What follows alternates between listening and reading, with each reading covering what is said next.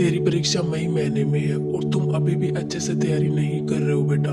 जो कि तुम्हारी सबसे बड़ी परीक्षा है, जिसमें तेरे सपने हैं, तेरे माँ बाप के सपने हैं। वो परीक्षा जिसके लिए तू सोच रहा है, लोगों का इलाज करेगा, लेकिन बेटा तेरी आदतें सुधर नहीं रही है। इसलिए इस संदेश के माध्यम से बताने आया हूँ।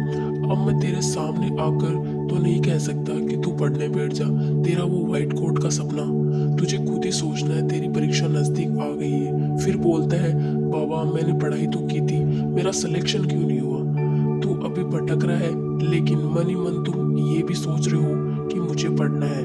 और मैं ये भी जानता हूँ तेरा एक विषय है जिसको तू कठिन मान रहा है, पर बेटा वो विषय कठिन नहीं है। तुम उस विषय पर ज्यादा ध्यान नहीं दे रहे हो, और जब 1% गलत होता है तो तुम उसको बीच में छोड़ देते हो, और फिर तुम सोचते हो ये विषय तो मुझे आ ही नहीं रहा है, मेरे नंबर इसी विषय के कारण कट रहे हैं, और तुम बच्चे निराश होकर उस विषय को समय कम देते हो।